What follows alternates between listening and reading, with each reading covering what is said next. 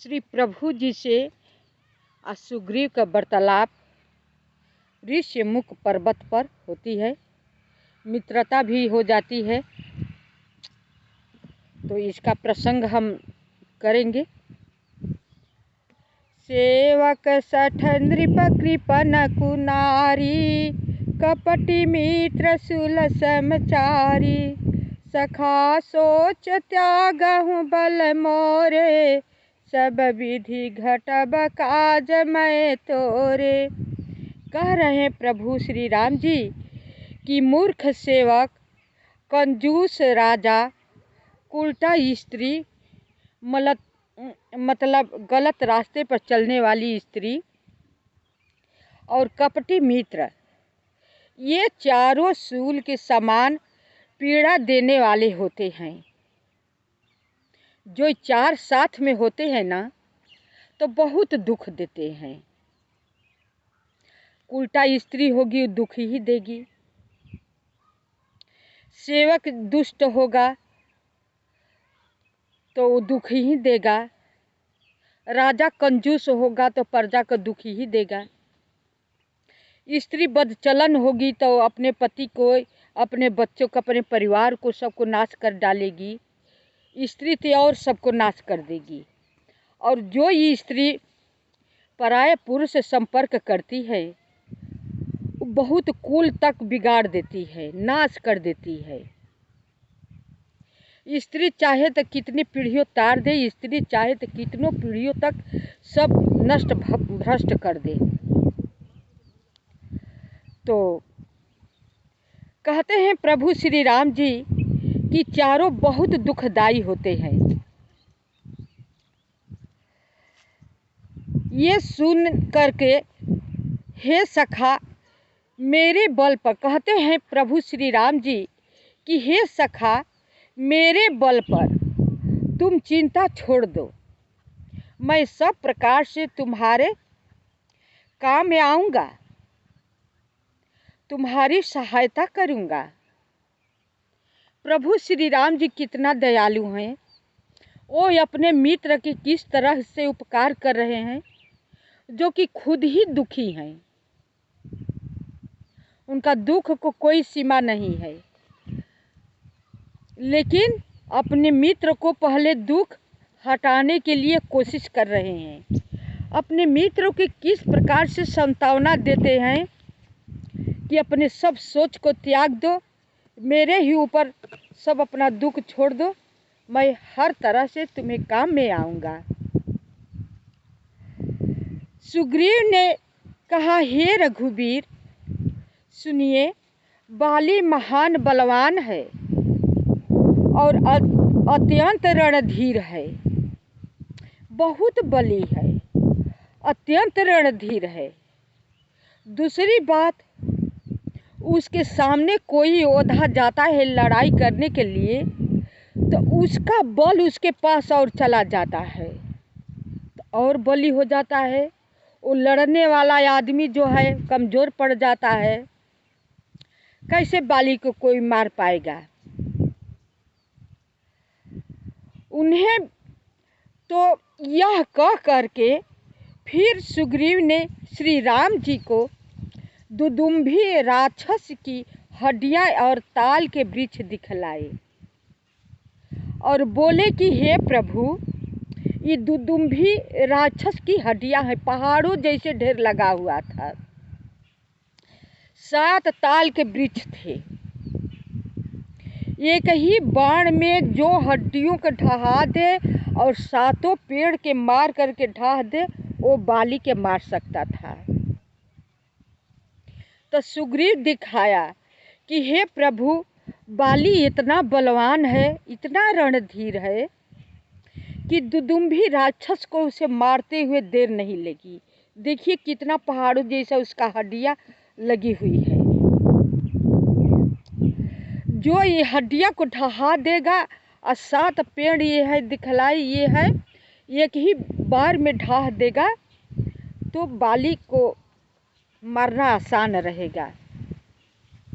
प्रभु श्री राम जी देखे और मुस्कुराए उनकी मुस्कुराहट तो गजब की है।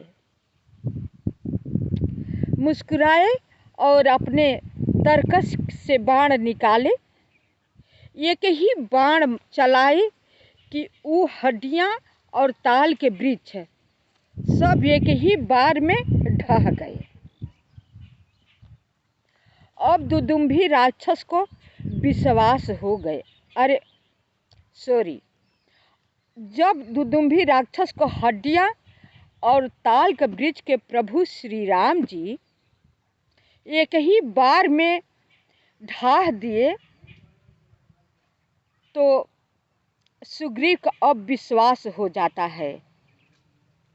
आसानी से ढाह दिए प्रभु, और ताल के वृक्ष भी ढाह दिए बिना परिश्रम का। श्री राम जी का अपरिमित बल देखकर सुग्रीव की प्रीति बढ़ गई। देखे कि मैं तो बाल ही की बड़ाई कर रहा था, इनके पास तो अपरिमित बल है, बल का कोई सीमा ही नहीं है, ठिकाना ही नहीं है। ये तो एक ही बाण में सब हड्डियाँ उतना थी ढाह दिए और ताल के वृक्ष भी ढाह दिए बिना परिश्रम का।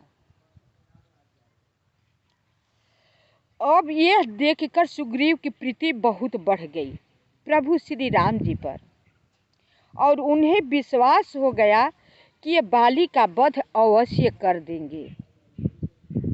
वे बार बार प्रभु के चरणों पर सिर नवाने लगे। प्रभु को पहचान कर सुग्रीव मन में हर्षित हो रहे थे। अब ये जा कर के सुग्रीव को विश्वास होता है कि ये प्रभु मनुष्य नहीं है, ये तो साक्षात विष्णु अवतार हैं, मनुष्य के रूप में ये नर लीला कर रहे हैं। तब से तब मैं मनुष्य ही समझ रहा था, राजपुत्र ही समझ रहा था। अब अपने जो कहे थे उसका एहसास हो रहा है सुग्रीव को, और बार बार प्रेमाश्रु प्रेम का गिर रहा है, पछतावा हो रहा है अंदर से। प्रभु के चरणों पर अपना सिर नवा रहे हैं। प्रभु को पहचान कर मन में हर्षित हो रहे हैं। क्यों न हर्षित होगा, जे प्रभु श्री राम जी का दर्शन ही साक्षात पाएगा, वो हर्षित नहीं होगा तो क्या होगा। जब ज्ञान उत्पन्न हुआ तब वे ये वचन बोले कि हे नाथ, आपकी कृपा से मेरा मन स्थिर हो गया। क्योंकि पहले सुग्रीव बहुत परेशान रहा करते थे, बहुत चिंतित रहा करते थे, मन में डरे डरे से रहते थे कि कहीं बाली का दूत न आ जाए, कहीं स्वयं बाली न आ जाए। तो अब उन्हें हो गया कि अब मुझे कोई कुछ नहीं कर पाएगा, प्रभु मेरे साथ में हैं, मैं प्रभु के साथ में हूँ। कहते हैं कि अब मेरा मन स्थिर हो गया है। सुख संपत्ति परिवार और बड़ाई बड़प्पन सबको त्याग कर मैं आपकी सेवा करूँगा। अब सुग्रीव जी के ज्ञान होता है, कह रहे हैं कि जो ये सब दुनिया का सुख संपत्ति बड़ाई बड़प्पन है ना, हे प्रभु सब नश्वर चीज़ है, ये चीज़ अच्छा नहीं है। सबसे अच्छा तो आपकी सेवा है। आपकी सेवा भली भांति करे ना तो सब कुछ बिगड़ा हुआ बन जाएगा। लेकिन ये सब में उलझेगा कोई मनुष्य ना तो मकड़ी के जाल की तरह, जैसे जाल बुनती है अपने आप ही जाल में फंसती जाती है, उसी तरह ही मनुष्य माया में फंसता जाता है, बढ़ाता जाता है, फंसता जाता है, माया के जंजाल में फंस जाता है। न तो उसे अपने बिगड़ा हुआ सुधारने का मौका मिलता है, न राम राम कहने की उसकी सद्बुद्धि हो पाती है। अब सुग्रीव सुग्रीव जी के प्रभु श्री राम जी का होने के एहसास बहुत तरह से हो रहा है। अब उन्हें ज्ञान भी हो गया है। अब ज्ञाने की बातें अब कर रहे हैं, क्योंकि आपके चरणों की आराधना करने से संत कहते हैं कि ये सब सुख संपत्ति आदि राम भक्ति के विरोधी हैं। ये जितना माया का सब चीज़ है ना, धन दौलत, बेटा बेटी, नाती पोते, सब माया ही तो है। तो संत लोग का कहना है कि सब नश्वर चीज़ तो है, सो राम भक्त का विरोधी है। जो वास्तव में राम का भक्त है, ये चीज़ में मन नहीं लगाते, ये चीज़ को तुच्छ समझते हैं, कुछ नहीं समझते हैं। वो चीज़ को हम लोग समझते हैं, बहुत कीमत समझते हैं, बहुत अमूल्य चीज़ समझते हैं, जो कि अपने पास ज्ञान नहीं है, प्रभु की भक्ति नहीं है अपने पास में। इसलिए उसे बहुत मान बड़ाई सब देते हैं, अपने आप को पाना चाहते हैं। संत लोग को इससे मतलब नहीं होता है। वही बात सुग्रीव जी प्रभु श्री राम जी से कह रहे हैं कि संत लोग का सब कहना है, सब विरोधी है, ये माया रचित है, परमार्थ वास्तव में नहीं है। ये सब परमार्थ वाला चीज ये सब नहीं है। हे श्री राम जी, बाली तो मेरा परम हितकारी है, जिसकी कृपा से शोक का नाश करने वाले हैं। आप मुझे मिले और जिसके साथ अब स्वप्न भी लड़ाई हो तो जागने पर उसे समझकर मन में संकोच होगा कि स्वप्न में भी मैं उससे क्यों लड़ा। अब यहाँ तक कि सुग्रीव की बुद्धि हो गई है कि इतना ज्ञान हो गया है, अब बाली मेरा बहुत हितैषी है, कोई शोक चिंता करने की ज़रूरत नहीं है। लेकिन उसके बाद जब आप मिल गए तो सब बेकार हो गए। और बेकार तो पहले ही थे कि तुम ऋषि मुहुर का पर्वत पर छिप कर रह रहे थे, लेकिन प्रभु श्री राम जी के साथ में हो तो ज्ञान हो गया है। जिसके साथ प्रभु श्री राम जी रहेंगे ना, उसके पास ज्ञान हो जाएगा। ये तो साधारण सी बात है। जिसके ऊपर प्रभु श्री राम जी की असीम कृपा होती है ना, सुग्रीव जी के तो पास में ही है, बात ही अलग है। लेकिन जिस पर असीम कृपा करेंगे ना प्रभु श्री राम जी, उसको भी यही हाल हो जाएगा। हे प्रभु, अब तो इस प्रकार कृपा कीजिए कि सब छोड़कर दिन रात मैं आपका भजन करूं। अब लड़ाई या धन दौलत, अपनी पत्नी अब नहीं चाहिए सुग्रीव को। अब ऐसा कीजिए कि मैं दिन रात आपको भजन ही करता रहूं। अब इतना सुग्रीव को हो गया है।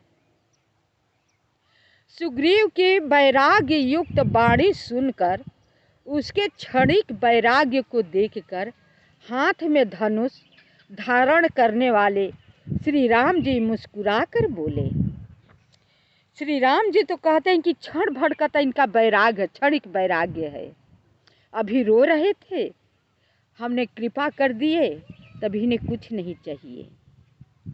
यह बात सुन करके सोच करके प्रभु श्री राम जी मुस्कुराने लगे। उनका मुस्कुराहट भी सबका अच्छा लगता है। तुमने जो कुछ कहा है वह सभी सत्य है, प्रभु श्री राम जी कह रहे हैं। बात तो सही है, प्रभु श्री राम जी कृपा बरसा रहे हैं, तो सत्य क्यों न होगा। परंतु हे सखा, मेरा वचन मिथ्या नहीं होता। लेकिन ये भी कह रहे हैं, सखा मेरा वचन मिथ्या नहीं हो सकता, क्योंकि बाली को वचन दिए थे मारने को। अब तुम अब कह रहे हो कि हमें अब भजन करना है, दोनों कैसे होगा। वो वचन दे चुके हो तो उन्हें तो सत्य करना है। अब तो बाली को मारना ही पड़ेगा। इतने ही से काम चलेगा थोड़े ना कि केवल भक्ति ही करोगे। हम वचन दे चुके हैं कि बाली को मैं मारूंगा तो मारूंगा, अब तो छोड़ूंगा नहीं।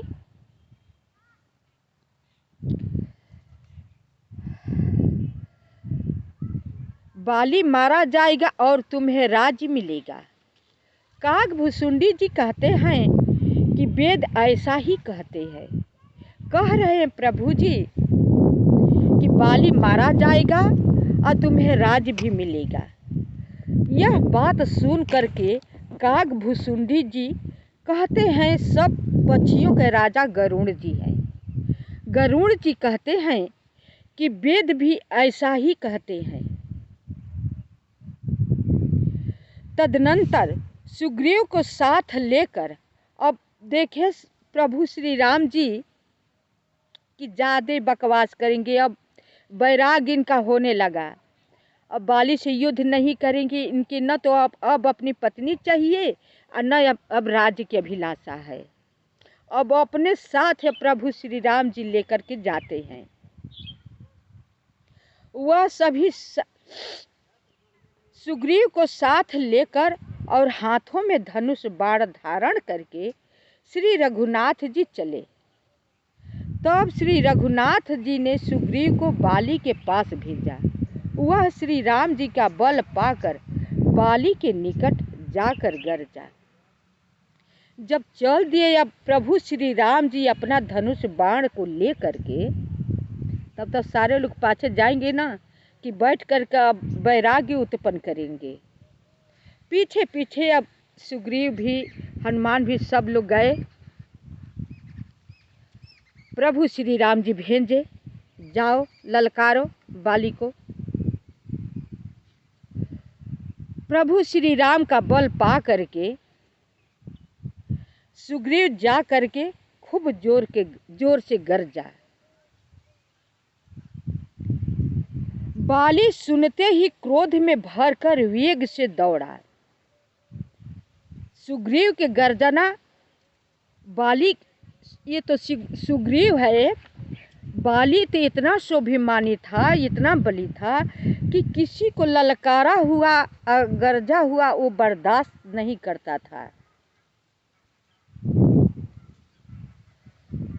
तो इसलिए वो तुरंत क्रोध में भर करके दौड़ा।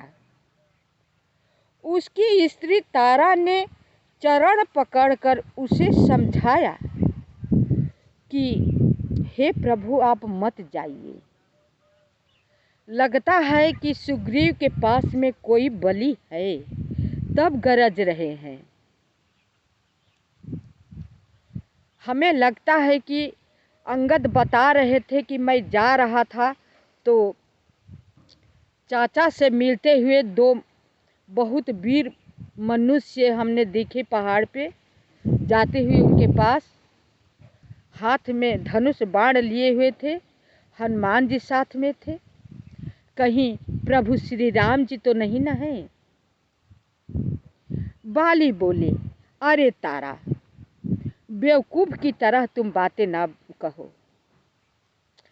प्रभु श्री राम जी होंगे तो और अच्छा होगा। उनका हमने क्या बिगाड़ा है, वो हमें क्यों मारेंगे? हमें तो सुग्रीव पर तरस आता है, या तो हमें मार देता, स्वयं वो मर जाता। वो कायर की तरह छिपा हुआ है, हमें तरस आता है। हमें जाने दो, मेरा कुछ नहीं कोई बिगाड़ेगा। तारा नहीं मानती है, बहुत प्रकार से समझाते हुए जब बाली नहीं मानते हैं तो उनके गले में कवच लाकर पहना देती है कि अपना कवच तो आप पहन लीजिए।